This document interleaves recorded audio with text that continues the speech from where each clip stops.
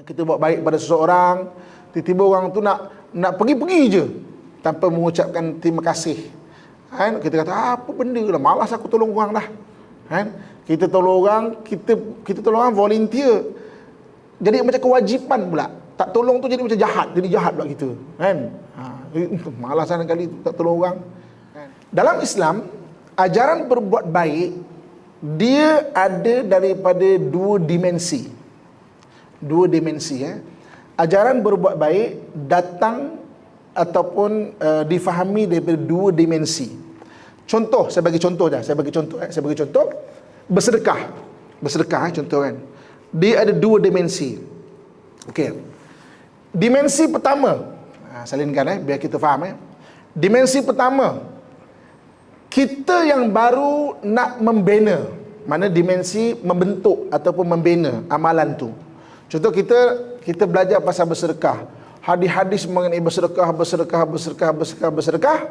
Okey, kita pun nak bentuk nak bersedekah lah. Maknanya dimensi pertama ataupun bahagian pertama, kita membentuk amalan itu dalam diri kita. Bentuk amalan itu dalam diri kita. Okey.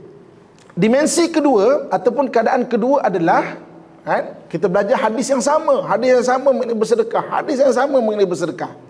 Tapi dimensi kedua adalah ketika kita rasa tak berbaloi untuk bersedekah. Okey, tak berbaloi untuk bersedekah. Contoh, kita bersedekah kan, orang tak hargai pun, tak appreciate pun. Macam mana kita nak istiqamah tu? Maksudnya kita bersedekah, orang tak hargai pun sedekah kita. Macam mana kita nak terus istiqamah dalam bersedekah? Okey, saya bagi contoh yang kedua. Hadis mengenai tolong orang. Nabi SAW suruh tolong orang. Kita bantu orang. Pertolongan Allah Subhanahu Wa Taala dalam diri kita, makanal abdu fi auni akhih. Selagi mana kita banyak membantu orang, Allah akan bantu kita. So maksudnya disuruh kita bantu orang, tolong orang.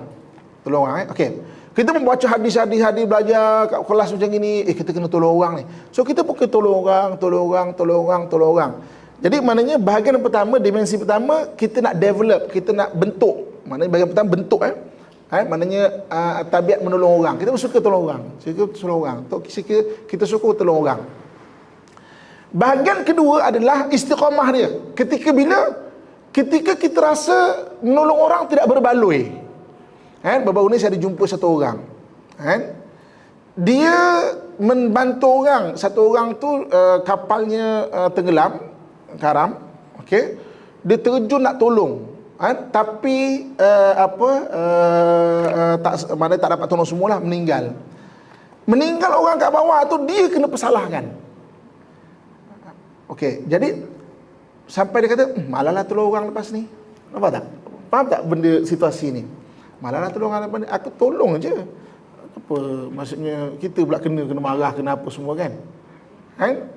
Nampak tak? Jadi apa-apa kita belajar hadis, dia datang dalam dua dimensi ataupun dua keadaan. Satu, kita nak membentuk, kita happy, kita rasa biasa tolong orang. Sampai tu masa kita rasa tak berbaloi buat benda tu. Ketika itu maknanya nak istiqamah tu. Hadis tu untuk kita terus berbuat benda. Okey. Saya biasa dengan izin Allah Subhanahu Wa Taala bantu mana orang banjir ke apa semua kan. Jadi tahun lepas di satu tempat banjir berat jugalah. Mula petang sampai beberapa hari. Jadi bomba pun tak cukup bot sebab serentak di banyak tempat. APM pun tak cukup bot, ATM pun tentera pun tak cukup bot nak tolong banyak tempat. Jadi kita yang ada bot-bot ni, kita pun bantulah Okey. Pukul dah lah tak tidur kan, sampai pukul 3 pagi. Tolong kita ambil pergi tempat selamat. Ada baby lah, ada yang orang tua lah, ada orang menggigil sebab kesejukan hujan kan.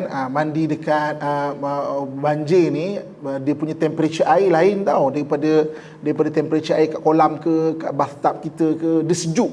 Dia sebab air hujan, kemudian dia stagnan air tu, air dia sejuk. Laut pun tak macam tu, sungai pun tak macam tu, tasik pun tak macam tu. Air dia sejuk. Orang tu gigil kena air ni. Ada yang stroke, dia kita tolong. Ada yang saya datang rumah tu kan, saya pakai topi lah, orang tak kenal ustaz kan.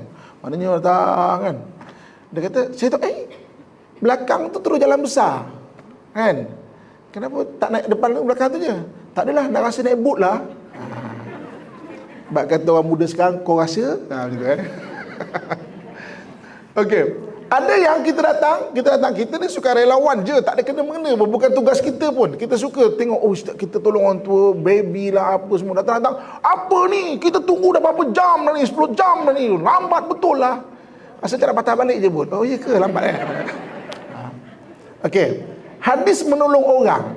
Nampak tak dua dimensi tu? Pertama sekali adalah kita baru nak bentuk dan kita excited. Bestnya buat baik, bestnya buat baik. Sebab kita punya expectation, kita buat baik, orang akan buat baik kat kita. Itu expectation kita selaku manusia. Dan benda tu tak salah pun selaku manusia. Dan benda ni ada cerita dalam Al-Quran tau. Ada cerita dalam Al-Quran. Bagaimana kisah Nabi Musa ketika mencari Nabi Khidir. Dan Nabi Musa mencari Nabi Khidir.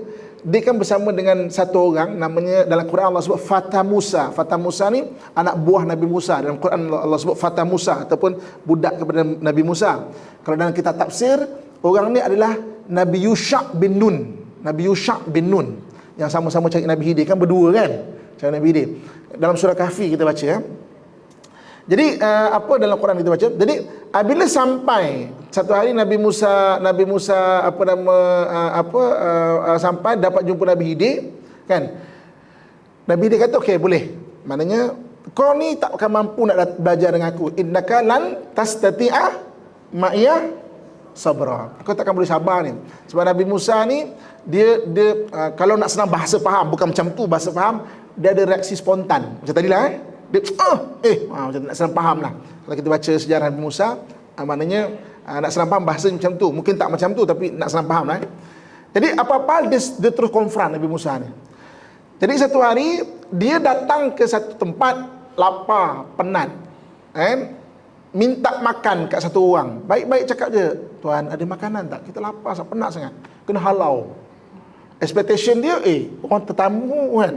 Maksudnya kena hormat lah. Expectation.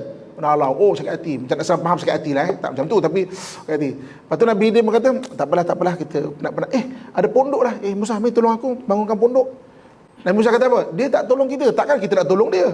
Nak senang faham bahasa dia. Kan? Tak. Kan? Tak nak Mari tolong. Kan? Kenapa ni? Kan Nabi Khidir kata, kan aku dah cakap, kau jangan tanya, kau kena sabar.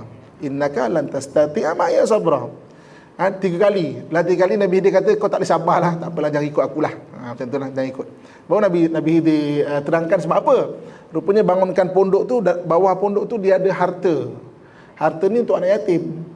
Kan? Pondok tu dah roboh. Takut orang nampak harta ni, orang ambil harta tu. Kan? Jadi kita tolong orang, dia ada expectation. Expectation kita selaku manusia dan tak salah.